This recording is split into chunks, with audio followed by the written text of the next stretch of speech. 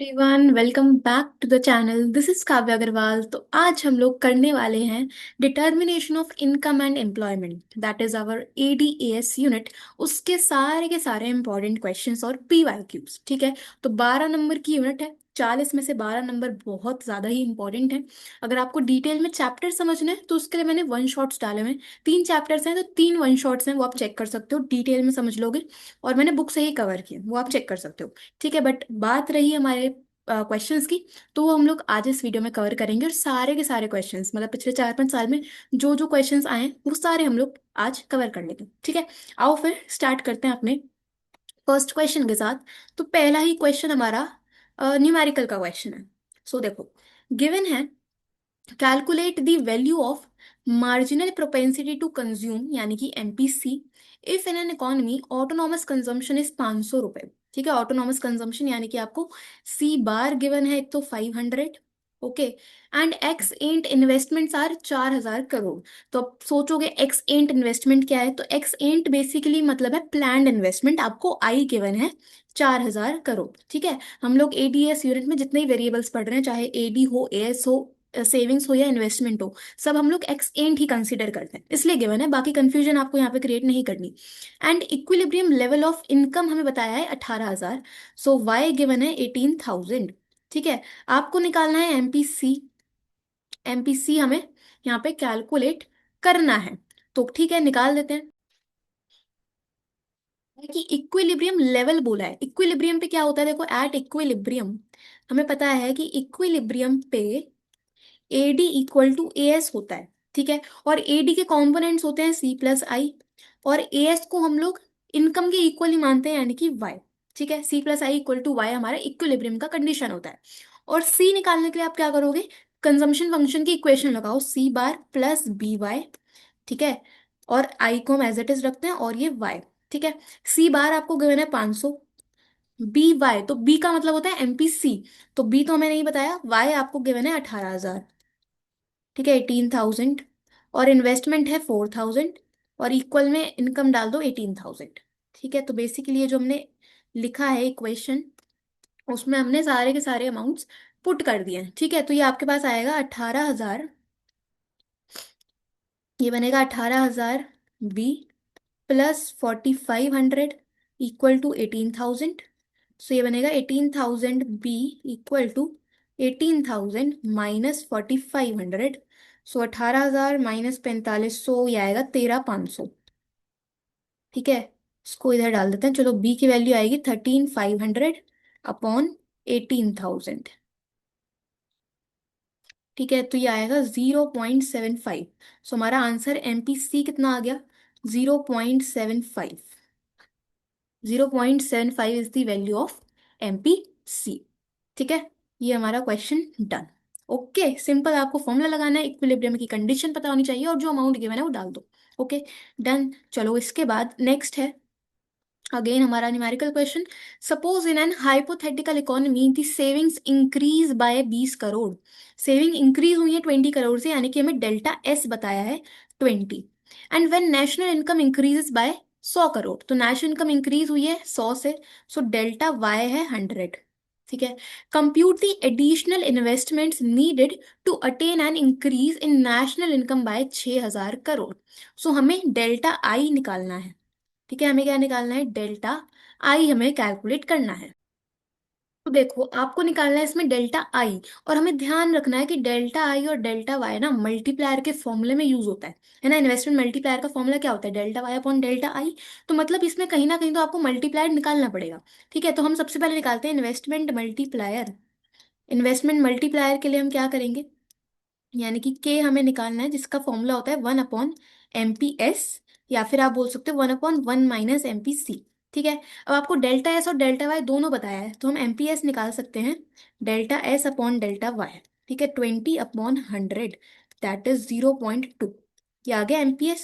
इसको मल्टीप्लायर में पुट करो 1/0.2, तो ये आएगा 5 टाइम्स। 5 टाइम्स आ गई मल्टीप्लायर की वैल्यू। ठीक है।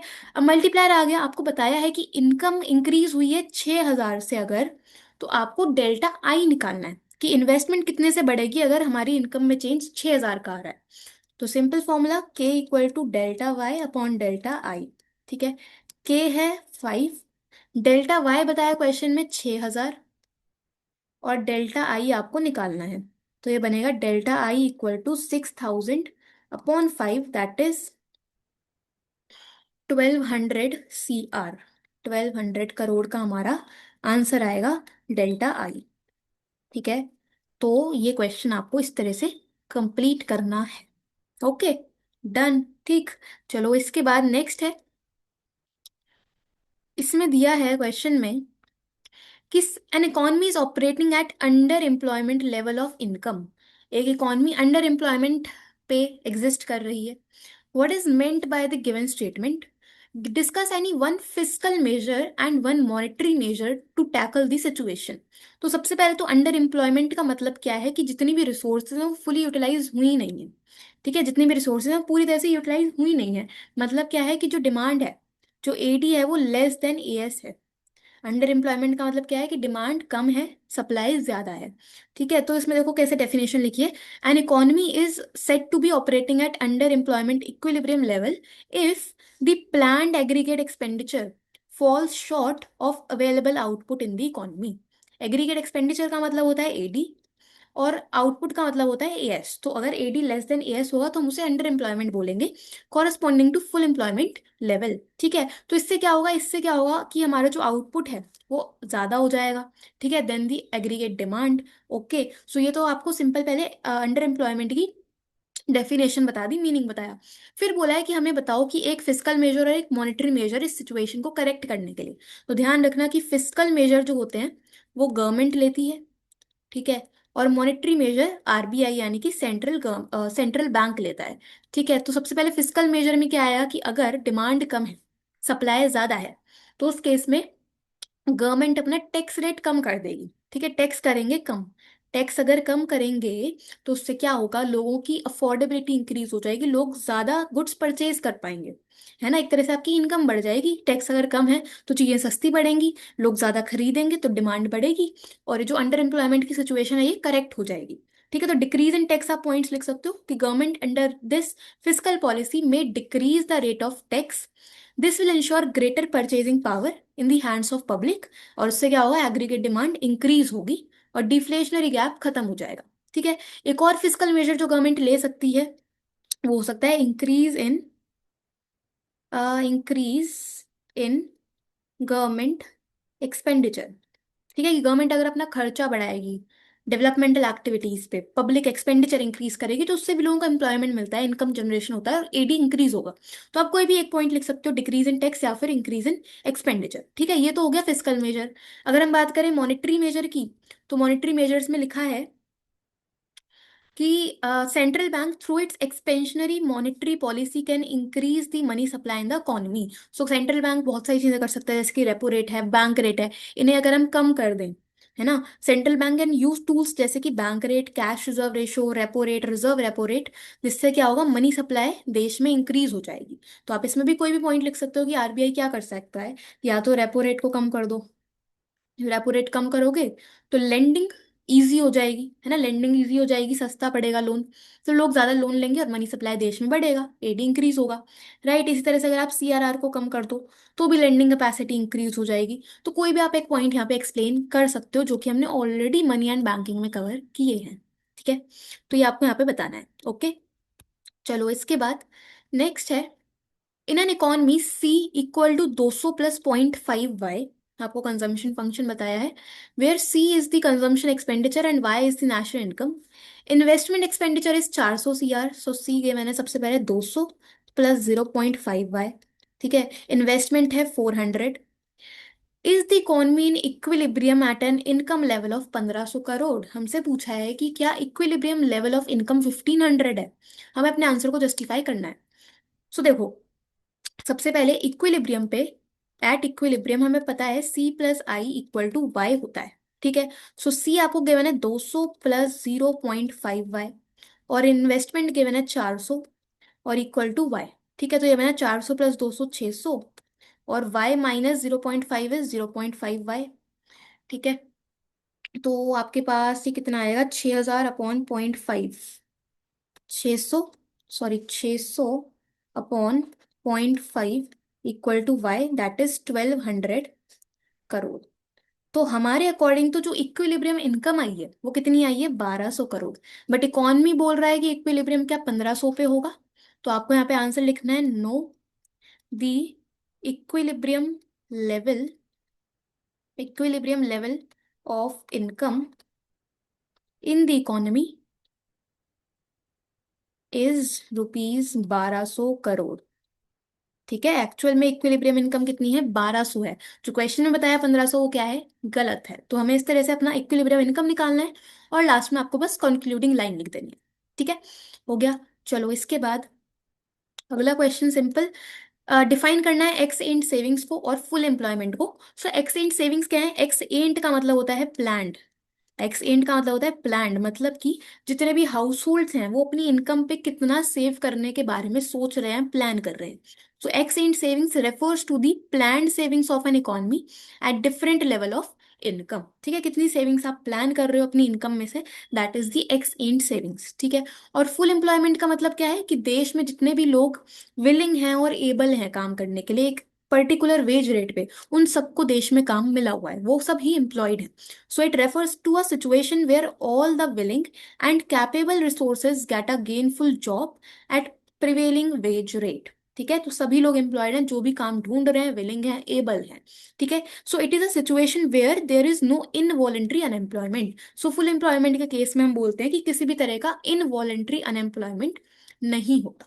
ठीक है, तो आपको सिंपल यहाँ पे मीनिंग लिखना था, एक एक नंबर का पॉइंट है, सिंपल। ठीक, चलो इसके बाद नेक्स्ट है, As per the following news published in the Economics Times on 26 December 2021, Reserve Bank of India has sold government securities worth this crore in the secondary market over the last 4 weeks। मतलब क्या है कि RBI ने government security cell करी हैं secondary market में। तो basically हम बात कर रहे हैं ओपन मार्केट ऑपरेशंस वाले पॉइंट की, जिसमें सेंट्रल बैंक गवर्नमेंट सिक्योरिटीज का सेल परचेज करता है। ठीक है, तो सेल करा है to drain out excessive liquidity. Liquidity का मतलब क्या है, कैश कितना है इकोनॉमी में या मनी सप्लाई कितनी है। ठीक है, तो ड्रेन आउट मनी सप्लाई मतलब सिक्योरिटी बेचा है। तो जो देखो ये आरबीआई है, ये है पब्लिक या फिर कमर्शियल बैंक्स। ठीक है, आरबीआई ने सिक्योरिटी कर दी सेल, तो जो सिक्योरिटीज थी वो पब्लिक के पास पहुंच गई, और पब्लिक के पास जो पैसा था वो किसके पास पहुंच गया, आरबीआई के पास। मनी सप्लाई चली गई आरबीआई के पास। ठीक है, पैसा चला गया आरबीआई के पास। तो मतलब क्या हुआ कि आरबीआई ने सिक्योरिटी सेल करी, किस लिए, ताकि वो एक्सेसिव लिक्विडिटी को ड्रेन आउट कर सके, मतलब कम कर सके, जो पैसे की अवेलेबिलिटी है उसको कम कर सके। तो बेसिकली मनी सप्लाई कम करने के लिए आरबीआई ने सिक्योरिटी को सेल किया। ठीक है, मैं आपको लाइन का मतलब बता रही थी। Identify the likely cause and consequences behind this type of action plan of RBI. तो आपको बताना है कि आरबीआई ने ऐसा क्यों किया और इस काम को करने से क्या रिजल्ट, आपको क्या इफेक्ट देखने के लिए मिलेगा, कॉन्सिक्वेंसेज बताने हैं।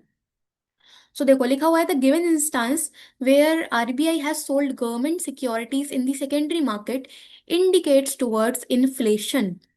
ठीक है, सिक्योरिटी सेल क्यों करी है उसके पीछे रीजन क्या होगा, इन्फ्लेशन। देश में बहुत ज्यादा महंगाई होगी। महंगाई क्यों होगी, क्योंकि मनी सप्लाई ज्यादा है। जब बहुत ज्यादा मनी सप्लाई होता है तो डिमांड बहुत ज्यादा बढ़ता जाता है, और डिमांड जितनी जितनी बढ़ती जाएगी हमारी इन्फ्लेशन उतनी ही बढ़ती रहेगी। तो मेन कॉज क्या है, इन्फ्लेशन।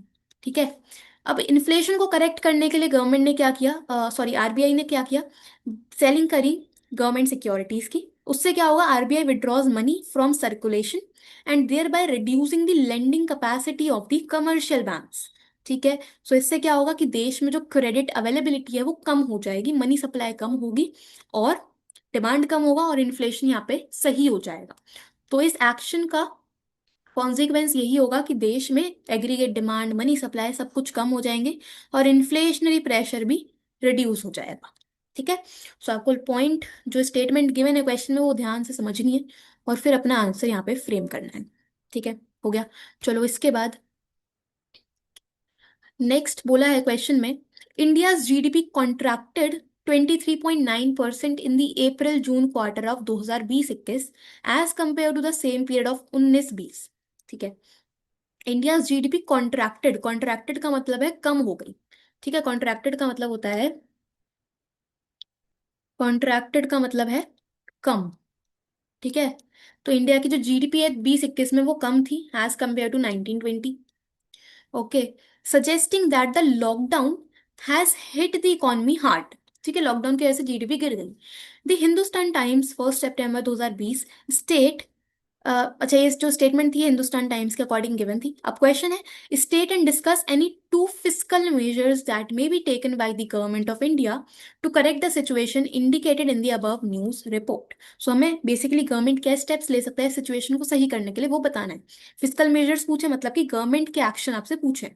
सो देखो, इकोनॉमी में जीडीपी डाउन जा रहा है, जीडीपी डाउन जा रहा है मतलब प्रोडक्शन कम है, तो डिमांड भी कहीं ना कहीं कम होगी।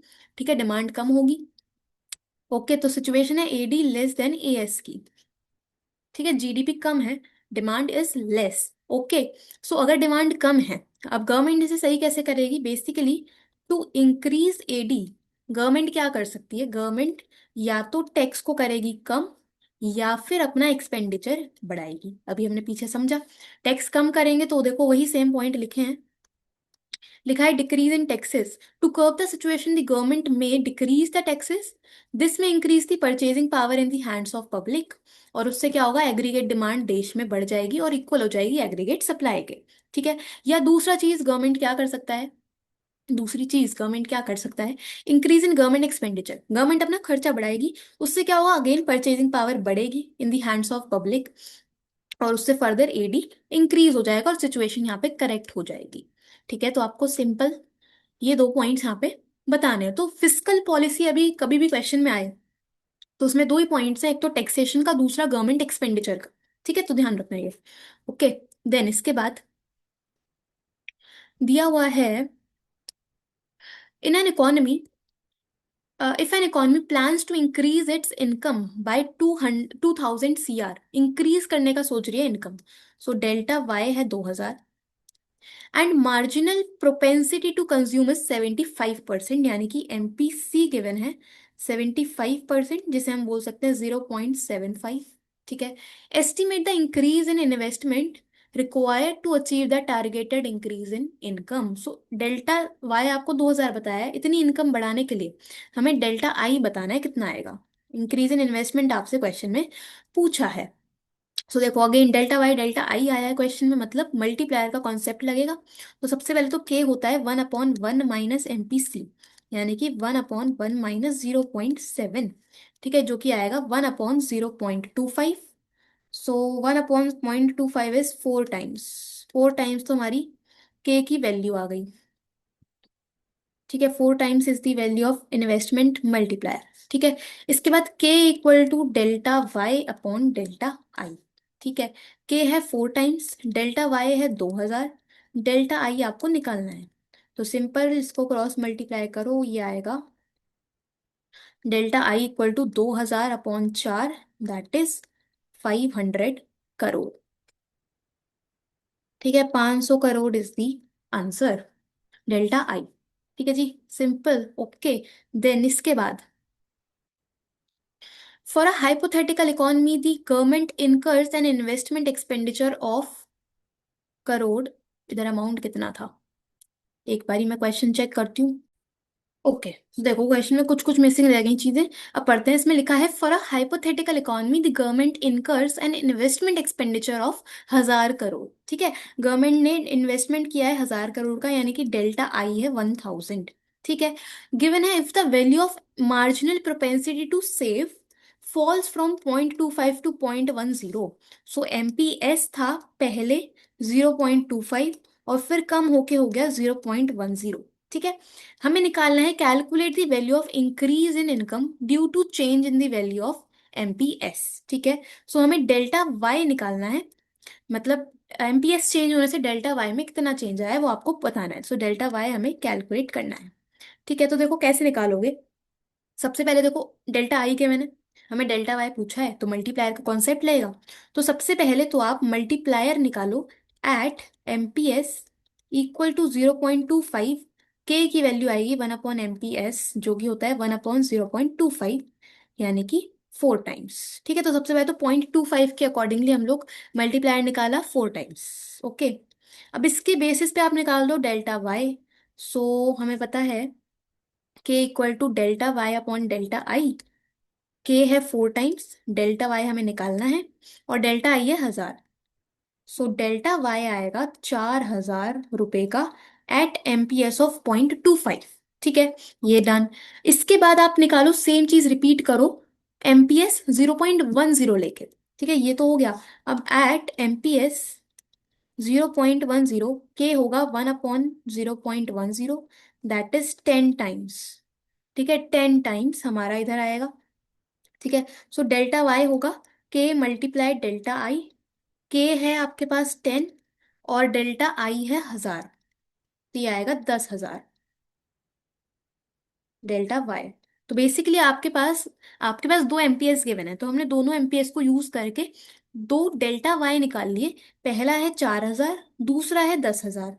अब बताओ कि एमपीएस में चेंज आने की वजह से, यही पूछा ना क्वेश्चन में, कि एमपीएस में चेंज आने की वजह से इनकम में कितना चेंज आया। सो इनकम में कितना चेंज आया, चेंज इन इनकम आया है आपके पास, change in income due to change in MPS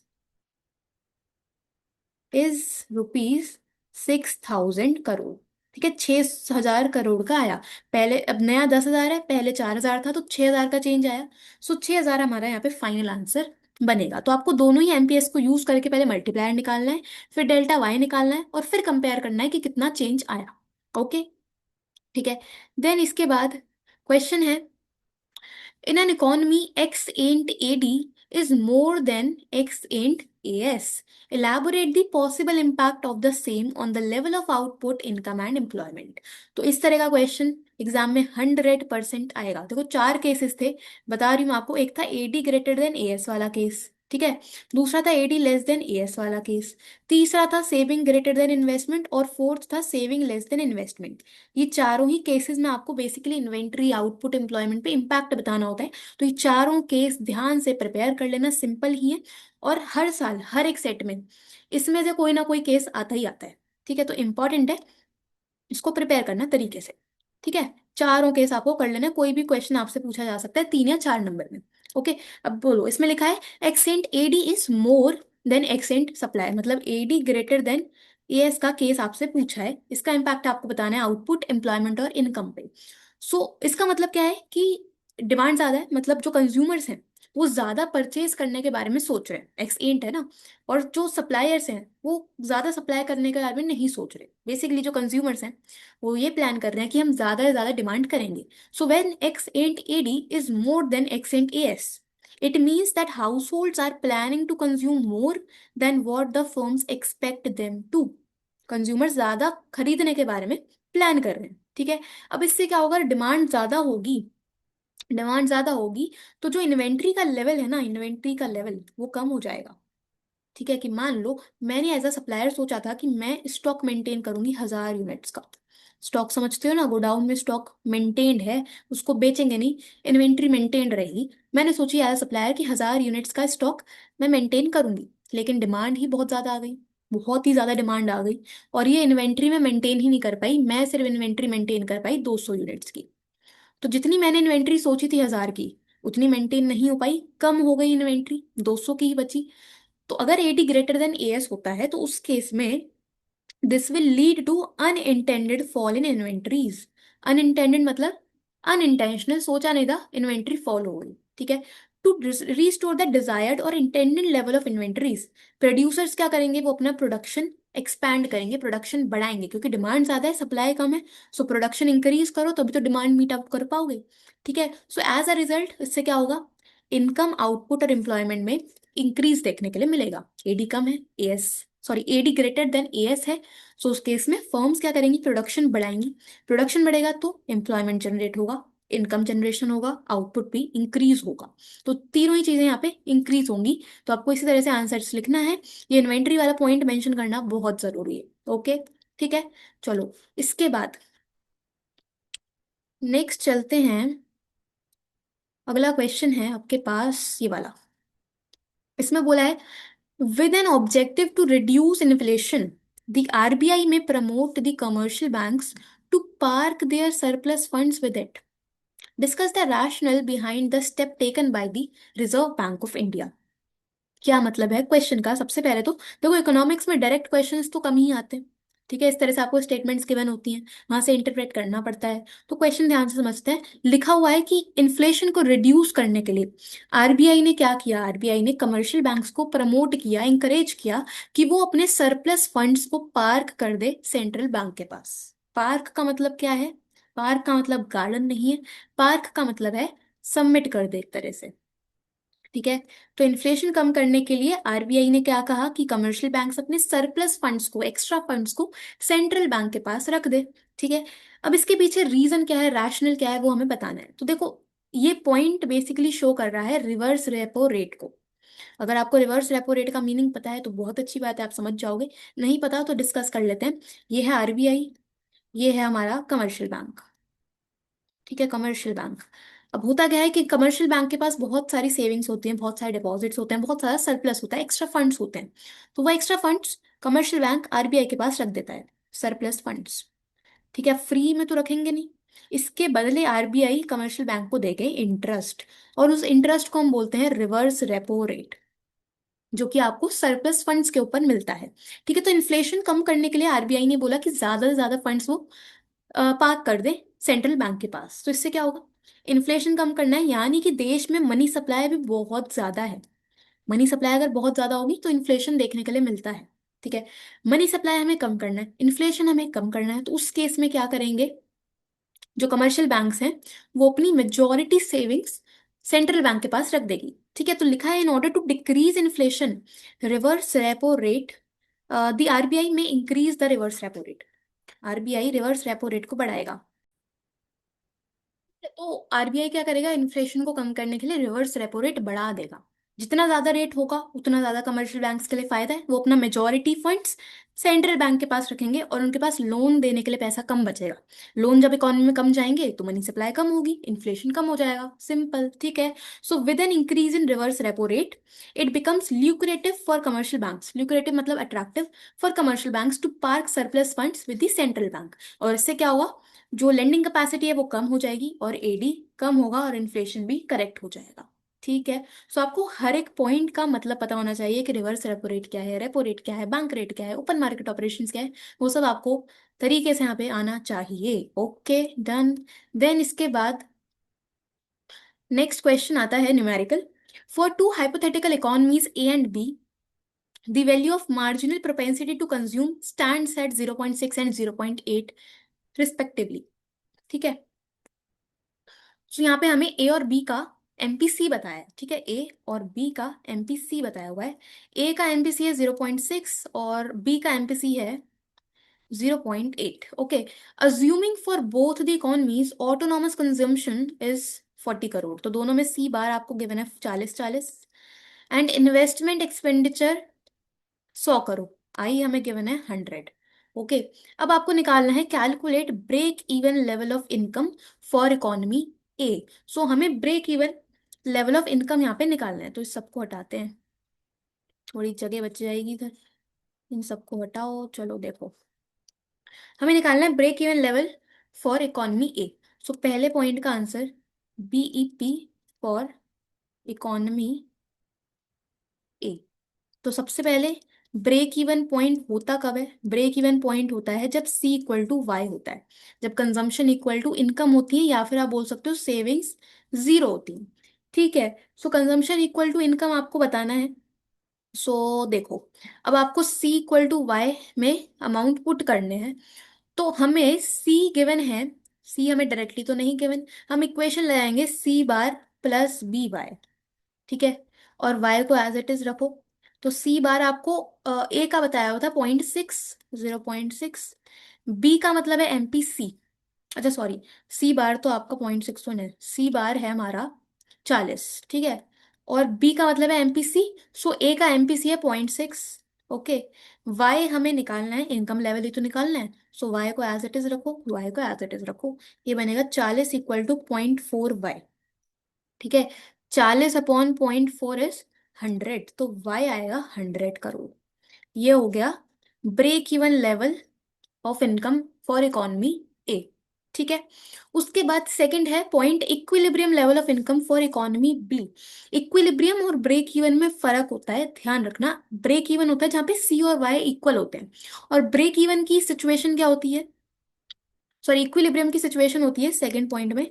equilibrium पे होता है C plus I equal to Y, है ना, AD equal to A S, AD के कॉम्पोनेंट सी प्लस आई, और इनकम और से जो सप्लाई है वो इक्वल होते हैं, तो आप वाई लिख सकते हो। ठीक है, तो सिंपल मैं ये बोल रही हूँ कि ब्रेक इवन पे तो सी इक्वल टू वाई होता है, और इक्विलिब्रियम पे C plus I equal to Y होता है। ओके, इतना फर्क है। सो हमें इकोनॉमी बी के लिए इक्विलिब्रियम इनकम निकालना है, तो सी में आप लगाओ C bar plus B Y plus I equal to Y. C bar है 40, और एमपीसी है इकॉनमी बी का 0.8, 0.8 वाई, और इन्वेस्टमेंट थी कितनी 100 की, इक्वल टू वाई। तो ये बना है 140 इक्वल टू 0.2 वाई। तो ये आएगा 140 अपॉन 0.2, दैट इज वाई आएगा 700 करोड़ का। ठीक है, ये हो गया आंसर सेकेंड पार्ट का।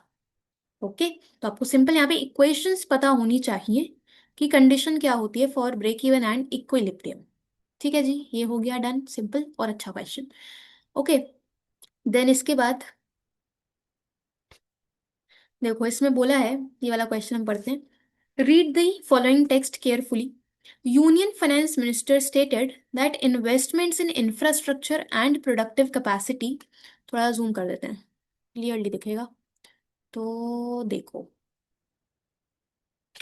जी, अब देखते हैं इसमें लिखा है union finance minister stated that investments in infrastructure and productive capacities have a larger multiplier impact on growth and employment. तो बेसिकली यूनियन फाइनेंस मिनिस्टर ने क्या बोला है कि अगर हम इन्वेस्ट करते हैं इंफ्रास्ट्रक्चर में, प्रोडक्शन में, तो उसका इम्पैक्ट ग्रोथ और एम्प्लॉयमेंट पे मल्टीपल टाइम्स देखने के लिए मिलता है। And in view of this, capital investment outlay is being proposed to increase steeply in the budget 23-24 by 1000 CR। तो इसी पर्पस के लिए जो इन्वेस्टमेंट बजट है वो इंक्रीज हुआ है 1000 से, मतलब डेल्टा आई है 1000, डेल्टा आई है 1000। Based on the given text and common understanding, explain the working process and increase in investment on the national income, assuming that MPS is 0.20%। तो हमें बेसिकली इन्वेस्टमेंट मल्टीप्लायर की पूरी वर्किंग बतानी है, डेल्टा वाई निकालना है, और एमपीएस आपको बताया है 0.2, 20%। ठीक है, तो ओके देखो, सबसे पहले तो आंसर में लिखा है आपके पास, ये तो चलो मैंने एक्सप्लेनेशन यहाँ पे डाल दिया है, इसकी टेबल बनेगी सबसे पहले तो। ठीक है, तो टेबल हम लोग यहाँ पे बना लेते हैं, एक्सप्लेनेशन फिर पढ़ लेंगे।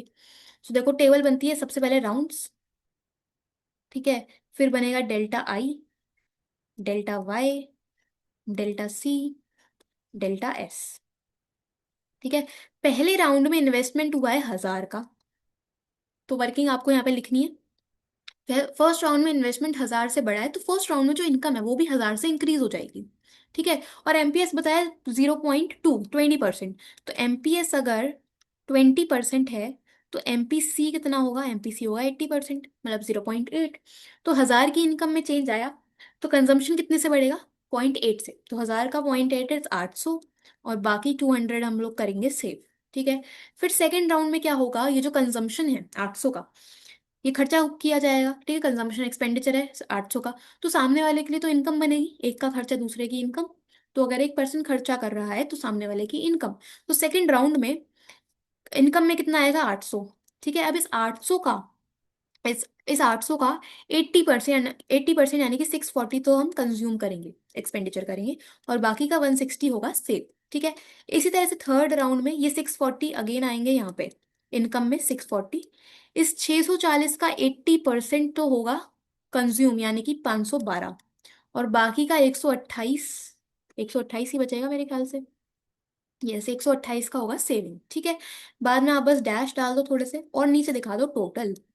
टोटल में देखो इन्वेस्टमेंट में तो 1000 का ही आएगा अमाउंट, क्योंकि इन्वेस्टमेंट तो एक बार ही हो गई। ठीक है, डेल्टा वाई कैसे आएगा वो आपको निकालना है क्वेश्चन में।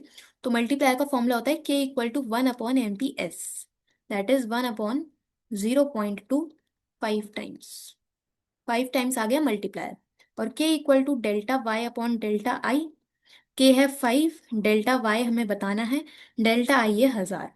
तो मतलब 1000 की इन्वेस्टमेंट से इनकम में चेंज कितना आया, 5000 करोड़ का। ठीक है। तो यहाँ पे डेल्टा वाई में टोटल आएगा 5000। इस 5000 का 80% यानी कि 4000 तो कंज्यूम होगा, और बाकी का 20% यानी कि 5000 का 20% 1000 होगा सेव। और ये हमारी टेबल इस तरह से कंप्लीट बन जाएगी। ठीक है। अब आपको एक्सप्लेन भी करना है, तो इसी की देखो वर्किंग लिखी है ऊपर, वो देख लेते हैं एक बारी। लिखा हुआ है the working process of increase in investment on national income is based on the assumption that one's expenditure is others income. एक का खर्चा दूसरे की इनकम है। सो राउंड वन में investment in infrastructure undertaken by the government of 1000 CR will generate an additional income by the like amount that is 1000। तो first round में 1000 की इन्वेस्टमेंट है, तो 1000 की ही इनकम जनरेट हो गई, देखो फर्स्ट राउंड में दिख रहा है। ठीक है। फिर लिखा है since marginal propensity to save is 0.2, MPC होगा 0.8, तो इससे क्या होगा, कंजम्पशन इंक्रीज हो जाएगा 800 से और सेविंग 200 से। तो वही फर्स्ट राउंड में दिख रहा है, इनकम है 1000, कंजम्पशन है 800, सेविंग्स है 200। ठीक है।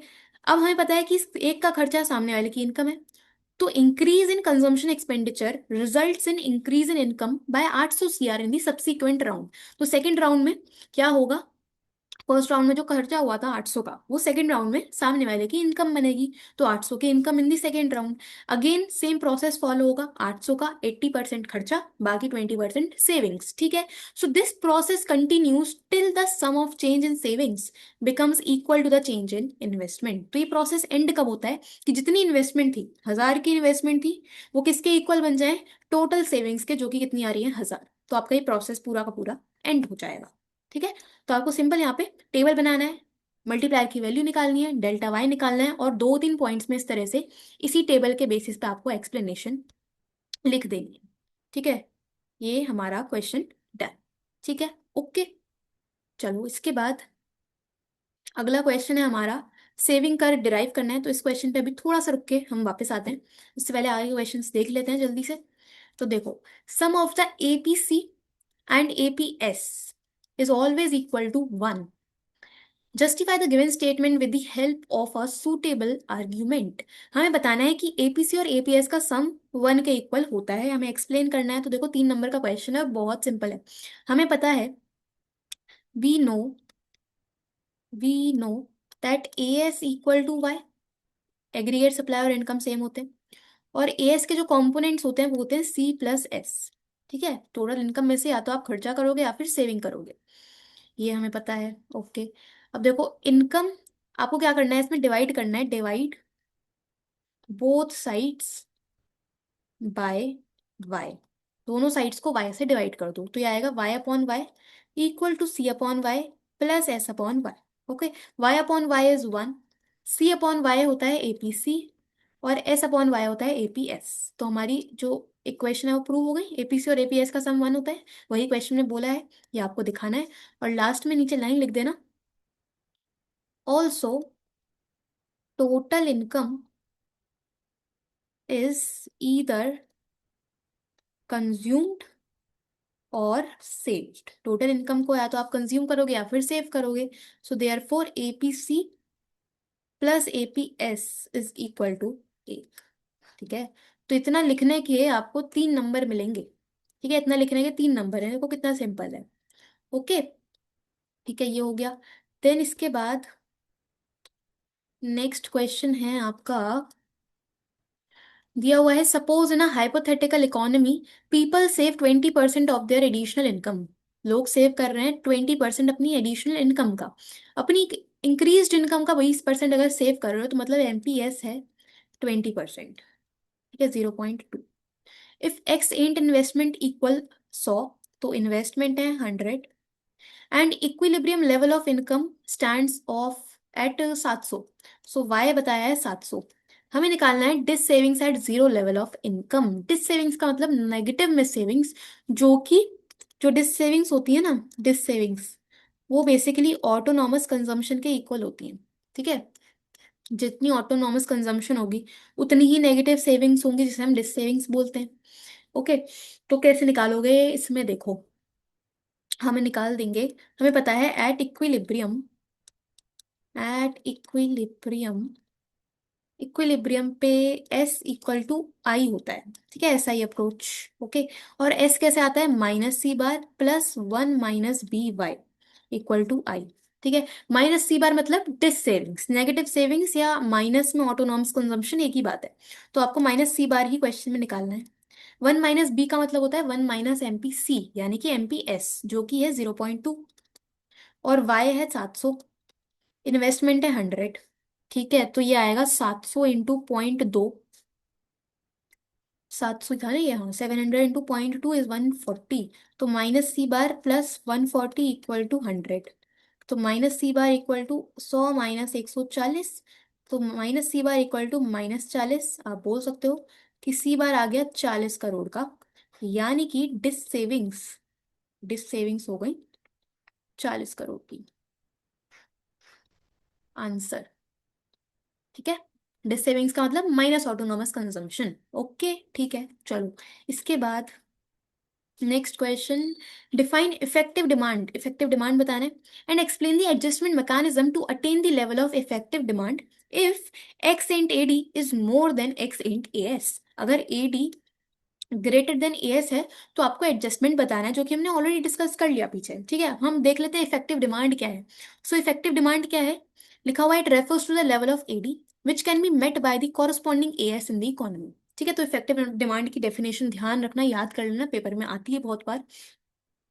सो ex ante sorry effective demand क्या है कि जहां पे एडी और एएस इक्वल होते हैं, तो जितना डिमांड होता है ना, इक्विलिब्रियम पे एडी एएस इक्वल होते हैं, तो जो लेवल ऑफ एग्रीगेट डिमांड होता है उसे हम इफेक्टिव डिमांड बोलते हैं। ठीक है, सो इफेक्टिव डिमांड क्या है, वो लेवल ऑफ एडी जिसको हम कॉरस्पॉन्डिंग एएस से मीट कर सकते हैं। ठीक है, अब नेक्स्ट पार्ट है कि जब एडी ग्रेटर देन एएस हो तो आप क्या करते हो, मैंने आपको ऑलरेडी बता दिया, फिर देख लेते हैं एक बारी कि if accent AD is more than accent AS, तो इसका मतलब क्या है कि हाउस होल्ड्स और फर्म प्लान कर रहे हैं ज्यादा कंज्यूम करने के बारे में।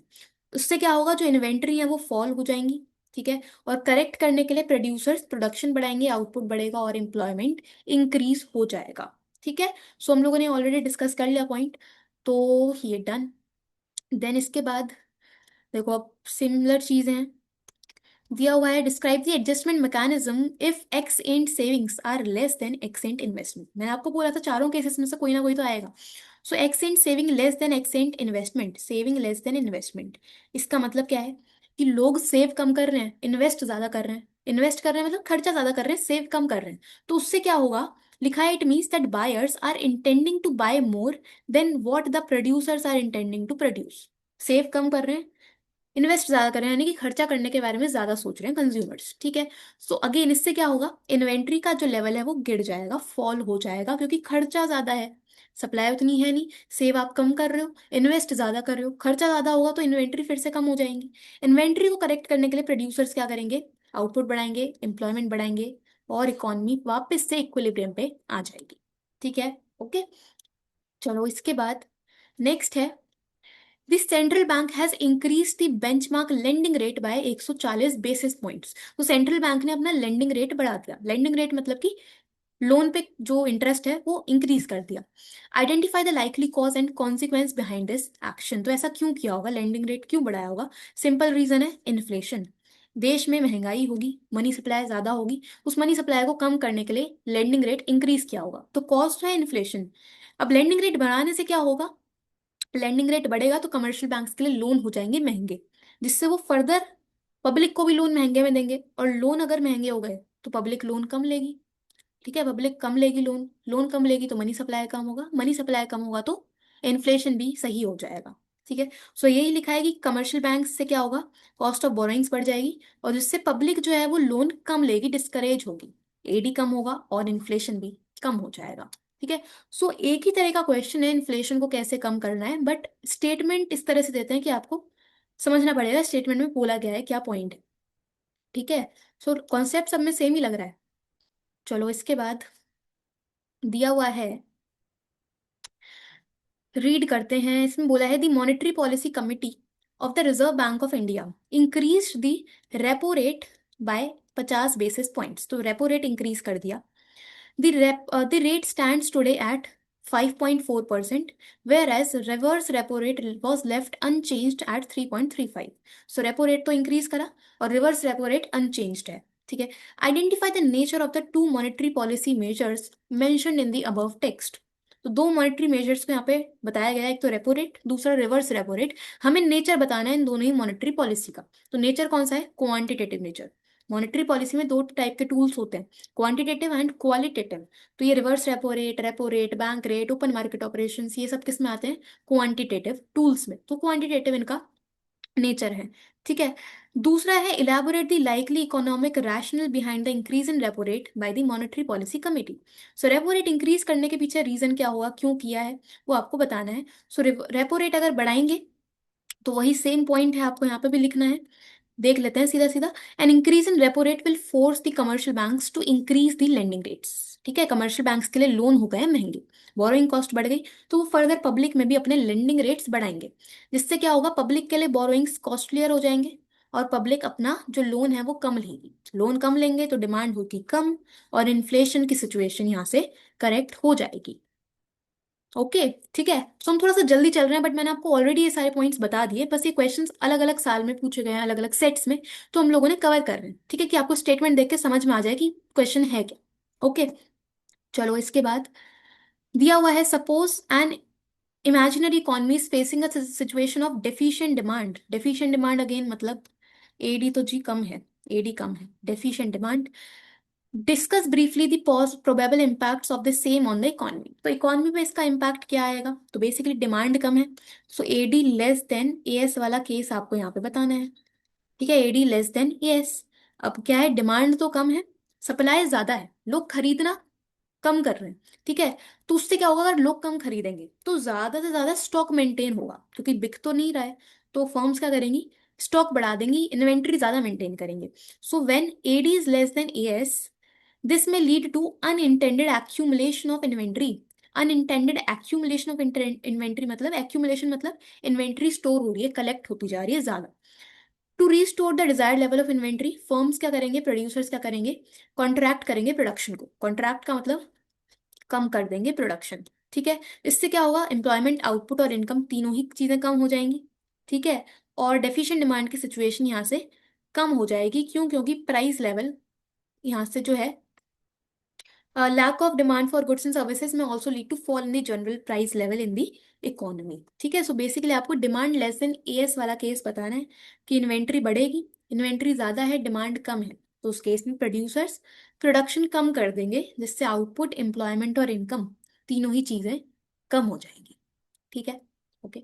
चलो इसके बाद नेक्स्ट देखते हैं। अगर आपको चीज़ें समझ में आ रही हैं, कुछ कुछ चीज़ें दिमाग में जा रही हैं, तो यार चैनल सब्सक्राइब कर देना। वीडियो देखते रहते हो, सब्सक्राइब नहीं करते, कमेंट करके बता दिया करो। ठीक है। कोई भी प्रॉब्लम आ रही है या किसी पर्टिकुलर टॉपिक पे वीडियो चाहिए तो आप कमेंट कर दिया करो। ठीक है। चलो देखते हैं, इसमें बोला है, suppose the economy, suppose the following information is given about a hypothetical economy. दिया हुआ है आपको, एक तो सी गिवन है, आई गिवन है, और हमें निकालना है equilibrium level of income. So ठीक है, first point, equilibrium income level. So हमें पता है इक्विलिब्रियम पे C plus I equal to Y होता है। ठीक है। सी है 300 प्लस 0.8 वाई, और आई है 200 इक्वल टू वाई। तो ये बनेगा 500 इक्वल टू 0.2 वाई। तो 500 अपॉन 0.2 इज 2500। क्या है ये, करोड़ में कैसे मेंशन नहीं है, चलो 2500 का आ गया इनकम, इक्विलिब्रियम इनकम आ गया 2500। ठीक है, फर्स्ट पार्ट डन। दूसरा है aggregate demand at equilibrium level of income. So equilibrium level of income पे एडी कितना होगा वो हमें बताना है। तो देखो, इक्विलिब्रियम में हमें एडी बताना है, एग्रीगेट डिमांड बताना है। हमें पता है यार, बहुत सिंपल है, कि एट इक्विलिब्रियम एडी और एएस तो इक्वल होते हैं। इक्विलिब्रियम पे एडी और एएस इक्वल होते हैं, बिल्कुल होते हैं। हमें एएस को हम बोल सकते हैं कि एएस तो वाई के इक्वल ही होता है, और वाई हमने कितना निकाला, 2500, तो क्या मैं बोल सकती हूँ एडी 2500 ही होगा, बिल्कुल। ठीक है, तो 2500 सिंपल आंसर आप इस तरह से लिख सकते हो। ठीक है। तीसरा पॉइंट बोला है, सी पॉइंट, एमपीएस निकाल दो। एमपीएस यानी मार्जिनल प्रोपेंसिटी टू सेव हमें निकालना है। सो देखो, हमें कंजम्पशन फंक्शन बताया है सी इक्वल टू 300 प्लस 0.8 वाई। ये जो 0.8 होता है ना सी कंजम्पशन इक्वेशन में, ये होता है एमपीसी। तो एमपीसी अगर 0.8 है, अगर एमपीसी 0.8 है, तो एमपीएस कितना होगा? 1 - 0.8 यानी कि 0.2। आंसर खत्म।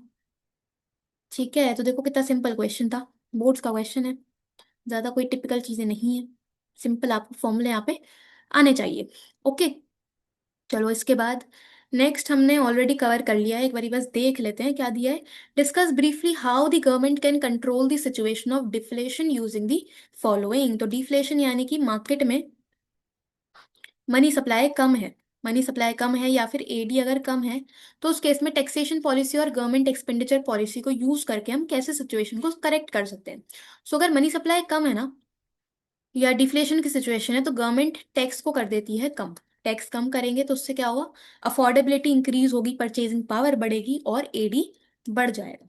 ठीक है, और अगर हम बात करें गवर्नमेंट एक्सपेंडिचर की, तो गवर्नमेंट अपना खर्चा बढ़ाएगी। गवर्नमेंट खर्चा बढ़ाएगी तो देश में मनी सप्लाई बढ़ेगा, एग्रीगेट डिमांड बढ़ेगा और डिफ्लेशन की सिचुएशन करेक्ट हो जाए। ठीक है, ओके, ये आपको यहाँ पे सिंपल एक्सप्लेन कर देना, हमने ऑलरेडी इस तरह का क्वेश्चन कवर किया। ठीक है, चलो इसके बाद नेक्स्ट है, अगला क्वेश्चन है, suppose consumption function is C equal to 80 plus 0.755 and investment is 200। तो सी है 80 प्लस 0.75 वाई और इन्वेस्टमेंट है 200। हमें निकालना है इक्विलिब्रियम लेवल ऑफ इनकम। तो देखो सिमिलर चीजें हैं वापस से, क्वेश्चन नंबर ए हम करेंगे इक्विलिब्रियम लेवल ऑफ इनकम। तो हमें पता है इक्विलिब्रियम पे C plus I equal to Y होता है। सी है 80 प्लस 0.75 वाई, इन्वेस्टमेंट है 200, इनकम को रख दो वाई, तो ये बनेगा 280 equal to 0.25 Y. So Y आएगा 280 अपॉन 0.25, ये आएगा 1120 का income, equilibrium income. First part done. ठीक है, इसके बाद सेकंड पार्ट में बोला है value of consumption and saving बताना है इक्विलिब्रियम पे। सो देखो सी आपको गिवन है 80 प्लस 0.75 वाई।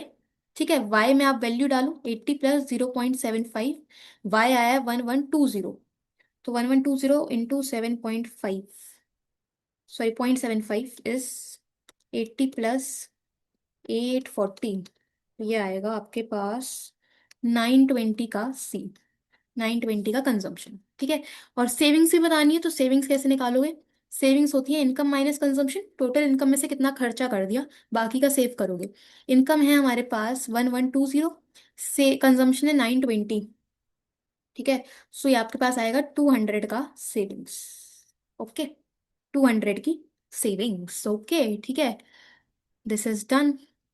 ठीक, तो अभी तक हम एक ही इक्वेशन लगाए जा रहे हैं सिंपल, इक्विलिब्रियम इनकम की। ओके, चलो इसके बाद ये क्वेश्चन भी हमने इस तरह का करा। If planned savings exceed planned investments in an economy, explain it's likely impact on income output and employment. तो अगर प्लान्ड सेविंग्स एक्सीड करती हैं प्लान्ड इन्वेस्टमेंट को, मतलब सेविंग्स ग्रेटर देन इन्वेस्टमेंट अगर है, तो लोग सेव ज्यादा कर रहे हैं, खर्चा कम कर रहे हैं। सेव ज्यादा करेंगे तो उससे क्या होगा? जो प्लान्ड इन्वेंट्री है, मैं आपको की पॉइंट्स बता रही हूँ बस, प्लान्ड इन्वेंट्री जो है वो बढ़ जाएगी, क्योंकि लोग सेव ज्यादा कर रहे हैं, बचा ज्यादा रहे हैं, खर्चा कम कर रहे हैं। तो फर्म्स के पास जो इन्वेंट्री है वो इंक्रीज हो जाएगी, प्लान इन्वेंट्री बढ़ेगी, तो फर्म्स क्या करेंगे? प्रोडक्शन कर देंगे कम, क्योंकि लोग तो ज्यादा ज्यादा सेव कर रहे हैं, खर्चा कर ही नहीं रहे। तो प्रोडक्शन कम करो, उससे क्या होगा? आउटपुट भी कम होगा, एम्प्लॉयमेंट भी कम होगा, इनकम भी कम होगा। ठीक है, इन पॉइंट्स को आपको सीधा सीधा लिख देना है। ठीक है, तो सारे क्वेश्चंस हमने ऑलरेडी कवर किए हैं, बट मैं आपको केसेस बता रही हूँ किस किस तरह के क्वेश्चंस आते हैं हर साल। तो हम लोग ईयर वाइज ईयर कर रहे हैं। ओके, देन इसके बाद देखो ये क्वेश्चन ऑलरेडी डन है, तो वही चीज़ है, accent A S less than accent A D अगर है, accent A S less than A D अगर है, तो क्या इम्पैक्ट आएगा? ऑलरेडी कवर है, चलो उसको छोड़ते हैं। देन इसके बाद आपको क्वेश्चन बताया है, the Reserve Bank of India rate, the RBI's rate setting panel unanimously decided to keep the benchmark lending rate unchanged at 6.5। तो lending rate 6.5 ही रखा, चेंज नहीं किया। The committee voted to remain focused on the withdrawal of accommodating monetary policy। हमें बताना है identify and discuss the economic issue indicated in the above text. तो अगर lending rate को चेंज नहीं किया, कम ज़्यादा नहीं किया, तो इकोनॉमिक इशू क्या है? इन्फ्लेशन, महंगाई होगी, इसकी वजह से 6.5 पे ही रखा, जो कि एक अच्छा रेट माना जाता है। इसका कॉन्सिक्वेंस क्या आएगा? Discuss the likely consequence on money supply if the rate setting panel would have decrease the set rate. अगर रेट को कम कर दिया जाता, लेंडिंग रेट अगर कम कर देते, तो उस केस में अगर लेंडिंग रेट कम करते, तो cost of borrowings commercial banks के लिए कम हो जाती। कमर्शियल बैंक्स को फिर लोन सस्ते में मिलते, और वो अपने लेंडिंग रेट्स भी कम कर देते। लेंडिंग रेट कम करते, तो पब्लिक क्या करती? पब्लिक ज्यादा से ज्यादा लोन लेती, और मनी सप्लाई देश में बढ़ जाती। ठीक है, सो आपको ये मनी सप्लाई पे इम्पैक्ट बताना है अगर रेट कम कर दिया जाता तो। ओके, चलो। देन इसके बाद अगला क्वेश्चन आता है। इस तरह का क्वेश्चन हमने ऑलरेडी किया, चेक कर लेते हैं वापस से। For a hypothetical economy assume the government increase and infrastructure investment by 20,000। So delta I बताया है 20,000। 80% of additional income is consumed in the economy. 80% additional income का कंज्यूम हो रहा है, मतलब MPC 0.8। Estimate the increase in income and corresponding increase in consumption expenditure. So एक तो increase in income यानी डेल्टा वाई निकालना है, और इंक्रीज इन कंजम्पशन यानी कि डेल्टा सी निकालना है। ओके, देखो कैसे आएगा। डेल्टा आई के मैंने मल्टीप्लायर का कॉन्सेप्ट लेगा। मल्टीप्लायर होता है K equal to 1/1 minus M P C, यानी कि 1/1 माइनस 0.8। सो 1 - 0.2, 1/0.2, यह आएगा 5 टाइम्स। ठीक है, 5 times. Okay, so delta Y कैसा आएगा? 20,000 की इन्वेस्टमेंट और 5 टाइम्स हमारा मल्टीप्लायर, तो 20,000 इंटू 5 1 लाख। 1 लाख का आ गया डेल्टा वाई। ठीक है, डेल्टा सी निकालना है, सो डेल्टा सी यहाँ निकाल देते हैं। एमपीसी आपको बोला है क्वेश्चन में 0.8, so MPC equal to delta C upon delta Y. MPC है 0.8, डेल्टा सी निकालना है, डेल्टा वाई है 1 लाख। तो 1 लाख इंटू 0.8 इज 80,000, सो 80,000 का डेल्टा सी। ठीक है, इसमें सब यूनिट्स वगैरह आप लगा लेना, रुपीस करोड़ वो सब आप निकाल लेना। मैं बस आपको करना बता रही हूँ कि कैसे आंसर निकालने हैं। ठीक है, आंसर डन। देन इसके बाद नेक्स्ट पे चलते हैं। If actual demand for final goods falls short of the actual output of final goods corresponding to the full employment level, it may lead to unintended accumulation of inventory। मतलब क्या है कि अगर एक्चुअल डिमांड कम होती है actual output से, AD less than AS, तो उससे क्या होता है? अनइंटेंडेड एक्यूमुलेशन ऑफ इन्वेंट्री हमें देखने के लिए मिलता है। मतलब डिमांड कम है, सप्लाई ज्यादा है। डिमांड अगर कम है, तो ऑफ कोर्स इन्वेंट्री जो है वो बढ़ जाएगी, क्योंकि डिमांड तो आ ही नहीं रही, लोग खरीद नहीं रहे, तो ज्यादा से ज्यादा स्टॉक मेंटेन होगा, जिसे हम बोलते हैं अनइंटेंडेड एक्यूमुलेशन ऑफ इन्वेंट्री। ठीक है, do you agree with the given statement? बताइए, क्या आप इस स्टेटमेंट से अग्री करते हैं? ये हमें यहाँ पे बताना है। बिल्कुल सही बात है कि अगर डिमांड कम है, सप्लाई ज्यादा है, तो एक्यूमुलेशन होगा इन्वेंट्री का। हमें अग्री कर रहे हैं, बिल्कुल अग्री कर रहे हैं, यस। ठीक है, आपको रीजन देना है, तो सिंपल आपको यही AD लेस देन AS वाला केस यहाँ पे पूरा का पूरा एक्सप्लेन कर देना है कि उसका इनकम आउटपुट एम्प्लॉयमेंट पे क्या इम्पैक्ट आएगा। ठीक है, ऑलरेडी कवर्ड है। क्वेश्चन समझो, आंसर लिखो। ओके, चलो इसके बाद टेबल कंप्लीट करनी है, तो ठीक है ये करते हैं हम लोग जल्दी से। देखो, complete the following table and construct the consumption function at 200 level of income. चलो पहले तो टेबल कंप्लीट करते हैं। इनकम गिवन है, सेविंग्स APC गिवन है, और MPS निकालना है। ठीक है, सो देखो कैसे निकालेंगे। इसमें सबसे पहले आप इसमें क्या निकालोगे? देखो APC गिवन है और इनकम गिवन है, तो इनकम और कंजम्पशन, सबसे पहले हम निकालेंगे कंजम्पशन। किस पेन से लिखा जाए? चलो इससे लिखते हैं। सबसे पहले निकालो कंजम्पशन। कंजम्पशन कैसे आएगा? हमें पता है APC होता है C/Y। ठीक है, APC क्या होता है? C/Y। हमें APC भी गिवन है क्वेश्चन में, इनकम भी गिवन है। कंजम्पशन निकालना है, तो मैं क्या कर सकती हूँ? सिंपल, मैं APC मल्टीप्लाई इनकम कर दूँ। APC मल्टीप्लाई इनकम कर दूँ तो मेरे पास C आ जाएगा। यहाँ पे लिख देते हैं, चलो APC मल्टीप्लाई इनकम, तो हमारे पास C आ जाएगा। ठीक है, अब देखो पहले लेवल पे तो है ही नहीं कुछ, तो इसे हटाओ। APC इधर तो नहीं है। हाँ, देखो APC है 1 और इनकम है Y, सॉरी इनकम है 100। सो 100 इंटू 1 इज 100, तो 100 का कंजम्पशन आ गया इधर, ठीक है। इसके बाद 3/4 और 200, सो 3/4 × 200, तो ये कितना आएगा? 3/4 × 200 इज 150, तो 150 का कंजम्पशन, ठीक है। फिर है 2/3 और 300, सो 2/3 × 300 यानी कि 200 का कंजम्पशन, ठीक है। 200 का कंजम्पशन हो गया। ओके, अब हमें पता है सेविंग्स कैसे आती हैं, तो इसको मैं अलग पेन से लिख देती हूँ यहाँ पे। सेविंग्स होती हैं इनकम माइनस कंजम्पशन, ठीक है। तो सेकंड पॉइंट पे देखो, अगर इनकम 100 की है, कंजम्पशन भी 100 का है, तो सेविंग्स कितनी होंगी? 0, ठीक है। फिर इनकम है 200 की, कंजम्पशन है 150 का, तो मतलब 50 की होंगी सेविंग्स, ओके। फिर इनकम है 300, कंजम्पशन है 200, मतलब 100 की होंगी सेविंग्स, ठीक है। डन। अब आपको निकालना है एमपीएस, तो एमपीएस कैसे आएगा? एमपीएस के लिए तो भाई डेल्टा चाहिए, तो डेल्टा निकाल लेते हैं। तो अगेन नेक्स्ट पेन से लिखते हैं, इधर निकाल लेती हूँ मैं। डेल्टा वाई और डेल्टा एस, ठीक है। डेल्टा वाई देखो पहले में तो ब्लैंक है। अब देखो पहले, अब नया 100 है, 100 - 0 यानी कि 100। सो इनकम तो हर लेवल पे 100 से ही बढ़ रही है, तो 100 का ही चेंज है इनकम में। सेविंग्स कितने से इंक्रीज हो रही है? 50-50 से, 50 100 है ना, तो 50-50 से सेविंग्स इंक्रीज हो रही है। एमपीएस का फॉर्मूला क्या होता है? एमपीएस का फॉर्मूला होता है delta S upon delta Y. So 50/100, हमें क्या करना है? 50/100 करना है, तो बेसिकली 0.5, ठीक है। 0.5, तो 0.5, 0.5, 0.5, टेबल कंप्लीट, ठीक है। ओके, ये हो गया। इसके बाद क्वेश्चन में आपसे एक चीज पूछी थी, कंजम्पशन फंक्शन बता दो at 200 level of income. So consumption function कैसे लिखते हैं? C = C⁻+B y, ठीक है। जो कि आएगा आपके पास C = C बार कितना है? जितनी नेगेटिव सेविंग्स होंगी, जितनी नेगेटिव सेविंग्स होंगी उतनी ही आपके पास कंजम्पशन होता है, ठीक है। यहाँ पे 50 आएगा, सॉरी, 50, ओके। सो ये आपके पास आएगा 50 का C बार, BY यानी कि MPC, तो MPS अगर 0.5 है तो MPC कितना होगा? 0.5। और इनकम है हमें बताई है 200, तो इसको ऐसे ही रहने दो।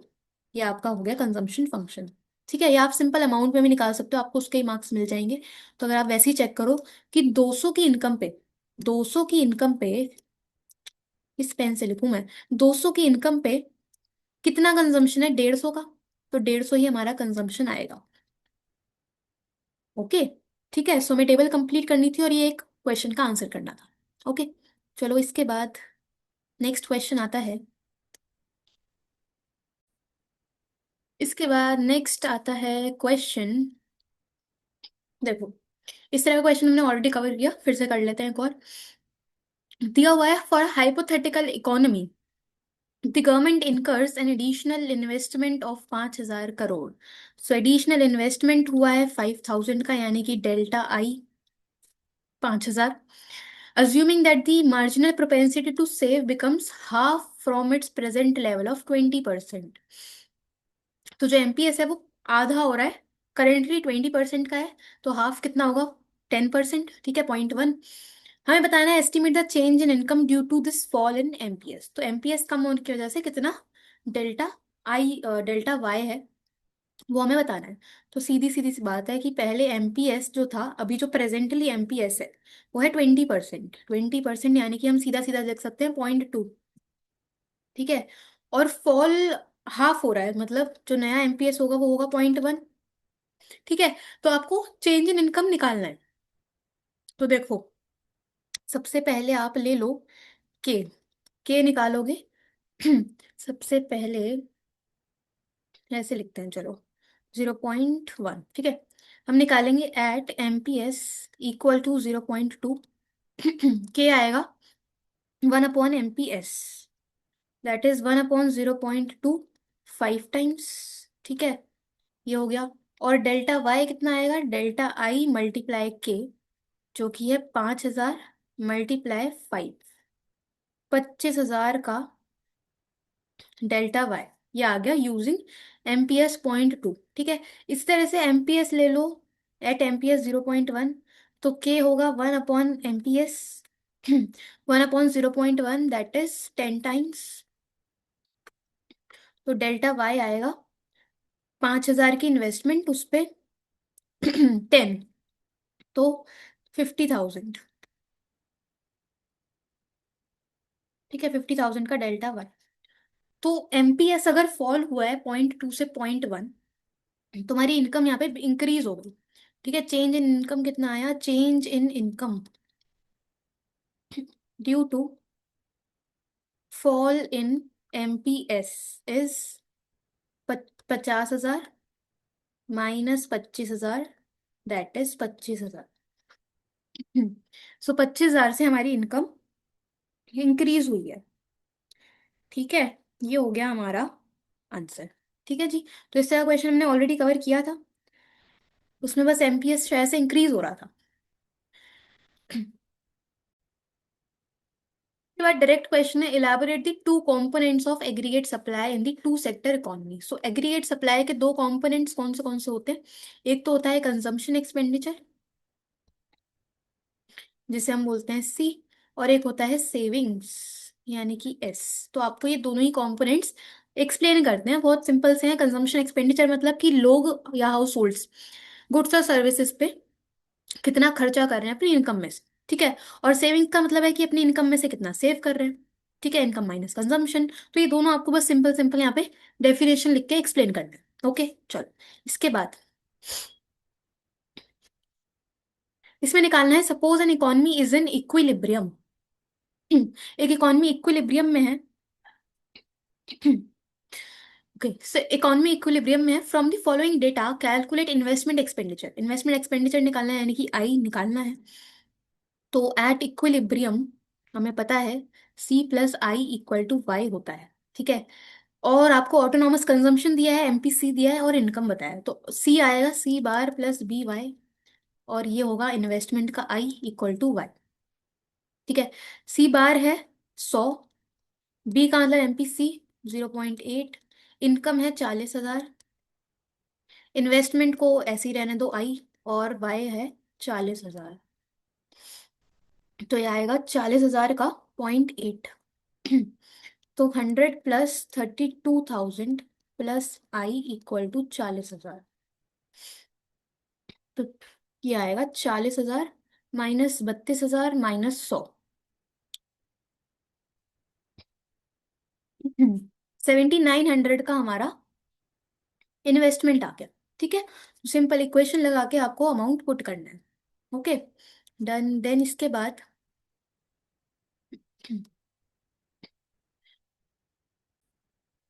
तो देखो गिवन है आपको, suppose the Indian government decides to boost public investments with a defence project of 40,000 crore. So Indian government ने इन्वेस्टमेंट बढ़ाने के लिए एक डिफेंस प्रोजेक्ट सेट किया है 40,000 करोड़ का। Explain the likely impact of the given situation on income, employment and output of the economy assuming all the factors constant. तो इसका इम्पैक्ट बताना है इनकम पे, आउटपुट पे और एम्प्लॉयमेंट पे। तो बहुत सिंपल चीज़ है कि अगर इन्वेस्टमेंट बढ़ेगा तो ऑफ कोर्स फर्स्ट राउंड में तो इन्वेस्टमेंट मल्टीप्लायर के अकॉर्डिंगली इनकम भी इंक्रीज होगी। ठीक है, इनकम बढ़ेगी, इनकम पे एक पॉजिटिव इम्पैक्ट देखने के लिए मिलेगा। ठीक है, एम्प्लॉयमेंट जनरेशन होगा, एम्प्लॉयमेंट भी बढ़ेगा। क्यों? क्योंकि इन्वेस्टमेंट अगर कर रहे हो तो ऑफ कोर्स बहुत सारे लोग उसमें जुड़ेंगे उस प्रोजेक्ट में, जो भी कॉन्ट्रैक्टर्स हैं, सप्लायर्स हैं, इंजीनियर्स हैं, ठीक है, आर्किटेक्ट्स हैं, वो सब उस प्रोजेक्ट में जुड़ेंगे। तो एम्प्लॉयमेंट जनरेशन भी होगा, और आउटपुट भी ऑफ कोर्स इंक्रीज होगा, जीडीपी इंक्रीज होगा। ठीक है, तो तीनों ही पॉइंट्स को आप लिख सकते हो हेडिंग के साथ कि इनकम बढ़ेगा, क्यों बढ़ेगा, एम्प्लॉयमेंट इंक्रीज होगा क्योंकि एम्प्लॉयमेंट जनरेशन होगा देश में, इन्वेस्टमेंट प्रोजेक्ट अगर है तो, और आउटपुट भी आपका बढ़ेगा। तो तीनों पे ही पॉजिटिव इम्पैक्ट आएगा, तो आपको यहाँ पे बताते रहें। ठीक है, देन इसके बाद क्वेश्चन में दिया है, with an objective to reduce inflation government may reduce public expenditure. Inflation को कम करने के लिए इन्फ्लेशन को कम करने के लिए गवर्नमेंट पब्लिक एक्सपेंडिचर कम कर सकता है। Discuss the rational behind such step which may be taken by the government. तो इन्फ्लेशन कम करने के लिए अगर गवर्नमेंट पब्लिक एक्सपेंडिचर कम कर रही है तो बिल्कुल ठीक बात है। महंगाई ज्यादा है मतलब कि एक्सेस डिमांड की सिचुएशन होगी, एक्सेस डिमांड की सिचुएशन होगी। तो इतनी ज्यादा डिमांड को कोप अप करने के लिए गवर्नमेंट अपना खर्चा कम करेगी, जिससे एम्प्लॉयमेंट जनरेशन कम होगा, इनकम जनरेशन कम होगा, डिमांड कम हो जाएगी और इन्फ्लेशन करेक्ट हो जाएगा। ठीक है, वो बता देना। दूसरा, define effective demand principle, already हमने कवर किया। इफेक्टिव डिमांड वो लेवल ऑफ एडी जो कि एएस के इक्वल होता है एट फुल एम्प्लॉयमेंट इक्विलिब्रियम। ठीक है, ओके, देन गिवन है और में, state the meaning of unintended accumulation of inventory, तो इसका मीनिंग बताना है। सो अनइंटेंडेड एक्यूमुलेशन ऑफ इन्वेंट्री मतलब कि जितना सोचा उससे ज्यादा इन्वेंट्री बन गई, मेंटेन हो गई। तो ये होता कब है, जब एडी लेस देन एएस होता है, डिमांड कम है सप्लाई ज्यादा है, तो उस केस में जो प्लान्ड इन्वेंट्री है प्रोड्यूसर्स के पास वो इंक्रीज हो जाती है देन द डिजायर्ड लेवल, उसी को हम बोलेंगे अनइंटेंडेड एक्यूमुलेशन ऑफ इन्वेंट्रीज। ठीक है, when the stock level increases with the producers, then the amount which is basically planned by the suppliers, तो वो होता है अनइंटेंडेड एक्यूमुलेशन ऑफ इन्वेंट्री। ठीक है, वो आपको लिखना है एक नंबर में। देन है, in an economy aggregate demand is more than aggregate supply, AD greater than AS, इसका इम्पैक्ट बताना है। तो हमने ऑलरेडी कवर कर लिया है, तो आप लिख ही लोगे। ठीक है, चलो इसके बाद क्वेश्चन है, ऑटोनॉमस कंजम्पशन आपको गिवन है। ऑटोनॉमस कंजम्पशन गिवन है, एमपीएस गिवन है और इन्वेस्टमेंट गिवन है। हमें ब्रेक इवन इनकम लेवल और इक्विलिब्रियम इनकम लेवल बताना है। तो सबसे पहले ब्रेक इवन की बात करें, तो ब्रेक इवन पे सी इक्वल टू वाई होता है। ब्रेक इवन पे सी इक्वल टू वाई होता है, और सी होता है C bar plus B Y. ठीक है, तो C bar plus B Y equal to Y. ठीक है, सी बार कितना है, ऑटोनॉमस कंजम्पशन एक्सपेंडिचर है 250, बी का मतलब एमपीसी, हमें एमपीएस गिवन है 0.2, तो एमपीसी कितना होगा 0.8, तो 0.8, और वाई हमें निकालना है of course equal to Y. ठीक है, ये आएगा 250 इक्वल टू 0.2 वाई, तो ये बनेगा 250 अपॉन 0.2, दैट इज 1250 का break even income level, break even income. ठीक है, इसके बाद निकालना है equilibrium income level. So equilibrium पे C plus I equal to Y होता है, तो सी तो है C bar plus B Y plus I equal to Y. C bar है 250, बी मतलब एमपीसी 0.8, इनकम हमें निकालनी है। ठीक है, इन्वेस्टमेंट हम लेंगे 200, और वाई को वाई रख दो। ठीक है, अब इनकम में ये 1250 वाली इनकम मत डाल देना यहाँ पे, वो ब्रेक इवन इनकम है, इक्विलिब्रियम अलग चीज होती है। ठीक है, तो आपको यहाँ से अब नया वाई निकालना है, तो ये आएगा 450 इक्वल टू 0.2 वाई, तो 450 अपॉन 0.2, 2250 का इनकम, ये वाला कौन सा है, इक्विलिब्रियम इनकम लेवल। ठीक है, ये हो गया आंसर। ओके, ठीक है, देन इसके बाद नेक्स्ट क्वेश्चन आता है, in an economy the significant reduction in aggregate demand raised concerns about future growth prospects of the country। So AD कम हुआ है जिसकी वजह से ग्रोथ प्रोस्पेक्ट्स पे एक तरह से वो एक प्रॉब्लम बनती जा रही है।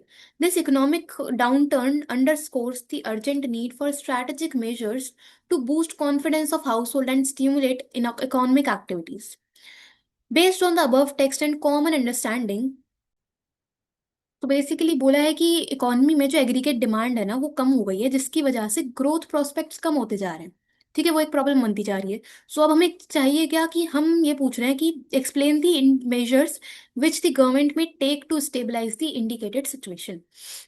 तो अब गवर्नमेंट क्या स्टेप्स ले सकती है सिचुएशंस को सही करने के लिए। तो बेसिकली अगर एडी कम है, एडी अगर कम है इकोनॉमी में, डिमांड कम है जिसकी वजह से प्रोडक्शन भी ऑफ कोर्स कम हो रही होगी, तो गवर्नमेंट क्या कर सकती है, गवर्नमेंट दो चीजें कर सकती है, एक तो टैक्स को कम कर दो, या फिर गवर्नमेंट अपना एक्सपेंडिचर बढ़ाएगी। तो बेसिकली हमें एडी को इंक्रीज करने के बारे में सोचना है, तो गवर्नमेंट उस केस में या तो टैक्स कम कर देगी या फिर अपनी स्पेंडिंग इंक्रीज करेगी, खर्चा बढ़ाएगी। ठीक है, इसका एक्सप्लेनेशन आपने ऑलरेडी पढ़ लिया है पीछे क्वेश्चंस में, वही आपको यहाँ पे लिखना है। ठीक है, चलो इसके बाद नेक्स्ट आता है,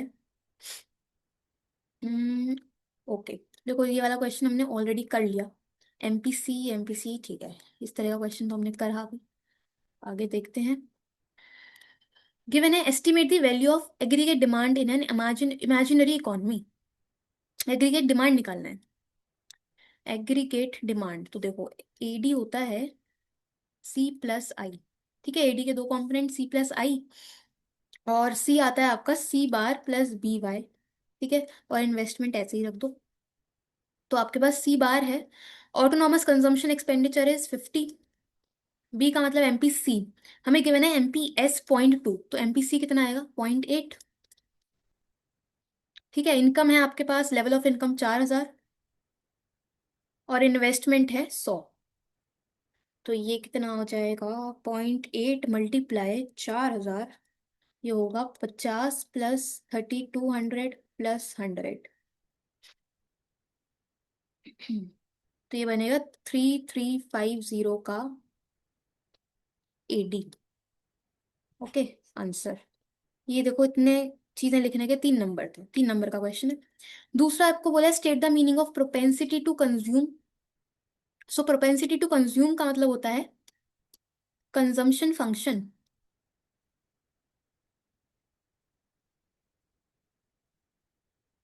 ठीक है, कंजम्पशन फंक्शन को ही हम लोग प्रोपेंसिटी टू कंज्यूम बोलते हैं।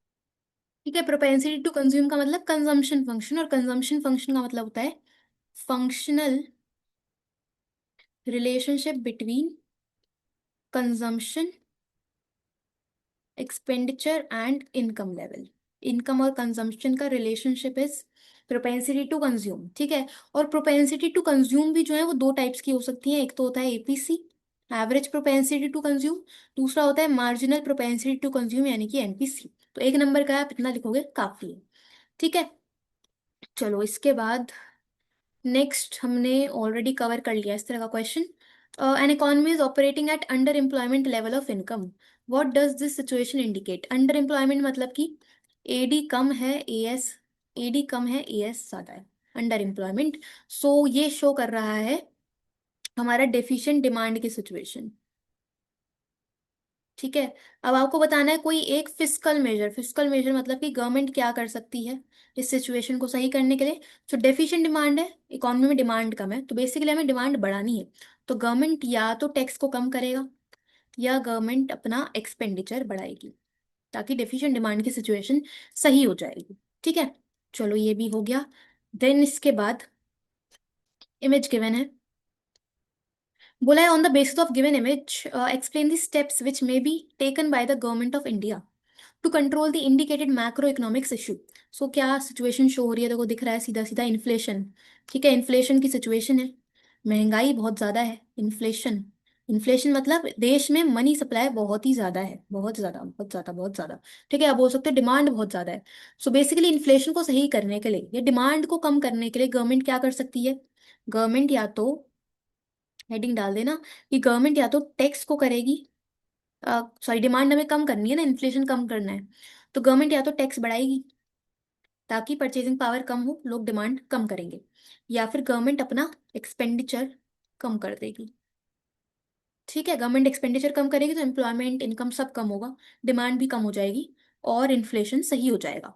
तो ये इस तरह से आपको लिखना, पहले लिखना टैक्स रेट इंक्रीज, फिर उसको 2-3 लाइन में लिख देना जो भी एक्सप्लेनेशन है, फिर नेक्स्ट हेडिंग डालना गवर्नमेंट एक्सपेंडिचर रिड्यूस करेगी, और उसको 2-3 लाइन में एक्सप्लेन कर देना, आपका 3 नंबर का आंसर बन जाएगा। ठीक है, चलो इसके बाद नेक्स्ट, अच्छा थैंक यू हो गया। तो एक क्वेश्चन हमारा रह गया था पीछे, वो हम देख लेते हैं बस। कौन सा था? एक क्वेश्चन हमारा था वो सेविंग कर्व वाला। हाँ ये वाला। ठीक है, बस ये और निपटा देते हैं। ठीक, तो देखो, का हम एक ग्राफ बना देते हैं बस सिंपल सा। मेरा चैप्टर डन है, यूनिट डन है। दिया हुआ है saving curve can be derived from the consumption curve. हमें सेविंग कर्व को डिराइव करना है कंजम्पशन कर्व से। ठीक है, और justify the statement citing valid steps. तो आपको स्टेप्स भी बताने हैं, तो मैं बना देती हूँ स्टेप्स, आप उसको कैसे बनाना है उसके हिसाब से लिख ही लोगे। सो सेविंग कर्व डिराइव करना है फ्रॉम द कंजम्पशन कर्व। तो कंजम्पशन कर्व बनाना ऊपर। ठीक है, छोटा छोटा बना देते हैं चलो। इधर ये है X axis, Y axis, origin. ठीक है, ये, और एक्स एक्सिस पे हम लेते हैं इनकम, आउटपुट, एम्प्लॉयमेंट। ठीक है, पूरा लिखना। और वाई एक्सिस पे हम लेंगे कंजम्पशन, क्योंकि कंजम्पशन बनाएंगे। और इसके नीचे हम बनाएंगे सेविंग का कर्व। ठीक है, सेविंग का कर्व बनाएंगे नीचे, तो जो ड्राइव करना है उसको बनाना नीचे। ये है X axis, origin, sorry Y axis, origin, income, output, employment. ठीक है, और ये होगी सेविंग्स। अब देखो कंजम्पशन का कर्व कैसे बनता है। कंजम्पशन का कर्व में आप सबसे पहले आप ये दिखाओ, ये तो हमारा इनकम लाइन। ठीक है, ये तो इनकम की लाइन 45 डिग्री। ओके, 45 डिग्री की इनकम की लाइन। और कंजम्पशन का अगर अबव दी ओरिजिन स्टार्ट होता है, तो मान लो इतना, इतना जो है ये वाला पार्ट, ये है हमारा सी बार ऑटोनॉमस। यहां से आप इसको क्रॉस कर दो, ये हो गया सी कंजम्पशन। ठीक है, ये जो पॉइंट है जहाँ पे सी और वाई इंटरसेक्ट कर रहे हैं, इसे हम बोलते हैं ब्रेक इवन पॉइंट। इस पॉइंट पे सी और वाई इक्वल है, इसी को ब्रेक इवन पॉइंट बोलते हैं, हमने पढ़ लिया ऑलरेडी।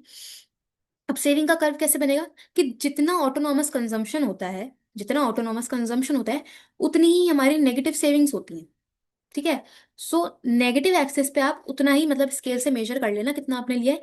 ये जो हमने सी बार लिया है ना, उतना आप नेगेटिव एक्सेस में बना देना, माइनस सी बार, यानी कि डिस सेविंग्स। ठीक है, और ये जो इंटरसेक्ट हुआ है जहाँ पे इनकम और कंजम्पशन इक्वल है, जहाँ पे इनकम और कंजम्पशन इक्वल है, इसे हम बोलते हैं ब्रेक इवन पॉइंट। तो अगर इनकम और कंजम्पशन इक्वल है, तो हम बोल सकते हैं सेविंग्स जीरो होंगी। तो आप इसको नीचे ले आना स्केल से ऐसे। तो यहाँ पे इस लाइन पे जहाँ पे इंटरसेक्ट कर रहा है, इसको आप ज्वाइन करोगे, ये आएगा सेविंग।